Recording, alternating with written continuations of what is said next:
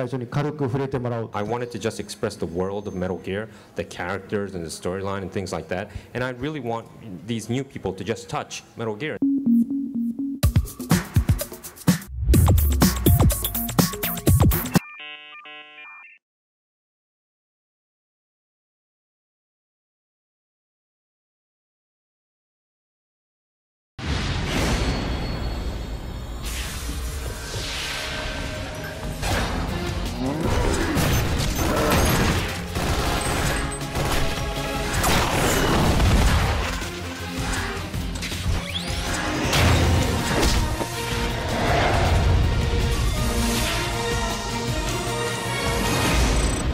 Let's talk right now about Metal Gear Solid Touch, which is your latest Metal Gear creation. I want to get into the development of that and how that came together, but for people that may not be fully familiar with your career, why don't you tell us first of all, how did you get interested in designing games in the first place?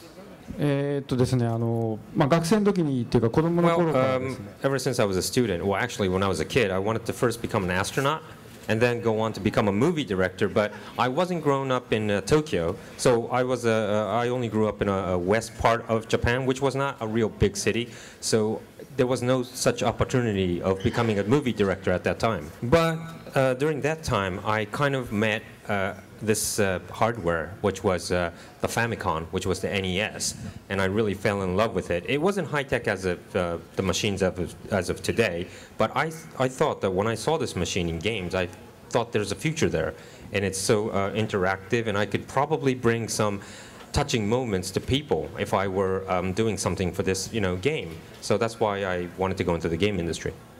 For you, when you were thinking about building another Metal Gear game, what was appealing to you about building it for the iPod Touch and the iPhone? Well, first of all, we've been, Kojima Productions have been creating games for, the game hardware, right? And this iPod is totally different. iPod is something, not a game hardware, but it's a hardware for music, videos, and other things. And also it's a phone as well. And then on top of that, you could play games. So I thought that if I bring a core game like Metal Gear Solid to this new iPhone and iPod Touch, I thought that we'll take a totally different approach because it's something that we never worked on. And that's why I decided to create a game for iPod and iPhone. A lot of the reviews have commented on how it's this shooting gallery, and Metal Gear is a stealth game. People want it to be more like a stealth game. Tell me, how did you think about balancing between action and stealth for the iPhone?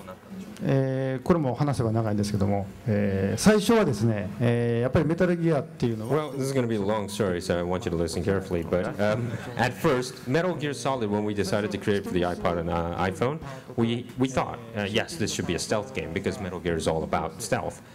Even our staff said this should be a stealth game. So at the beginning, there was two parts. There was a stealth part and the shooting part.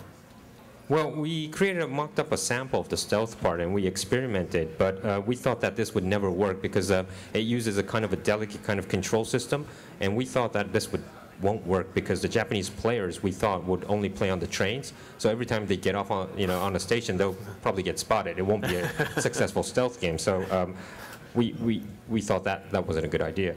So we changed, the concept to a simple kind of play style, which is simple touch shooting, we thought. But that's why it took so much time again, because we scrapped that stealth part and then created the shooting part.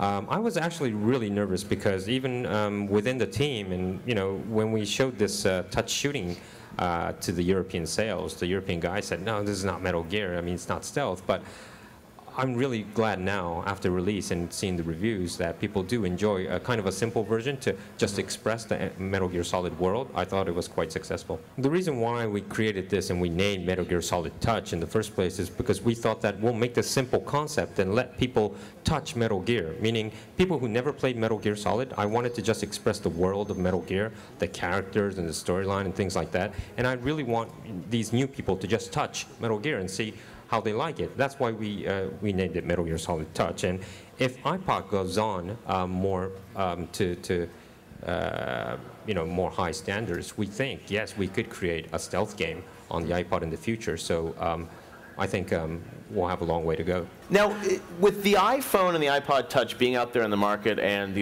more and more game creators coming to the platform, what do you think its impact is on the gaming industry? Do you a lot of people talk about the PSP and the Nintendo DS and the success of those.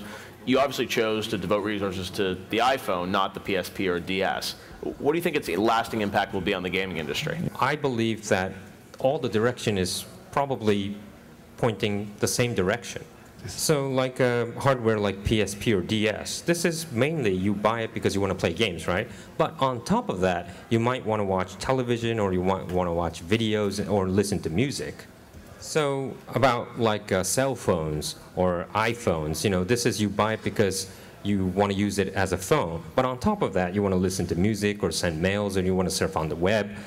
Same with iPod, except that when you buy an iPod, first of all, you want to listen to music, and then you want to see videos, or you want to play games. So I'm saying that it's just a different of where the first base is for any handheld things. But I think it's pointing towards a same direction where everyone wants to do all of it. I also believe that this is the same for television, because for television, no one just buys television just to watch TV, right?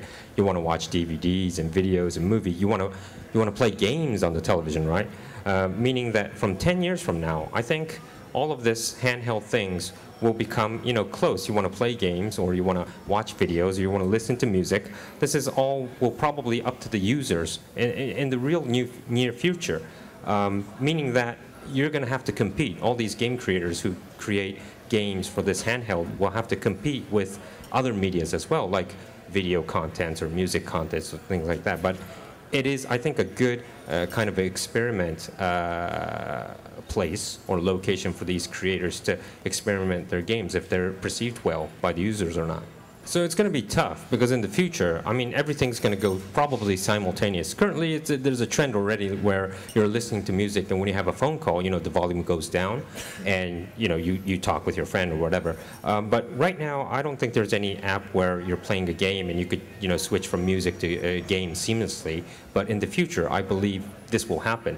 So the users will play things simultaneously, so the creators of the games will have a challenge where you're going to have to challenge not just games itself, but music or other contents that the users are wanting to play simultaneously.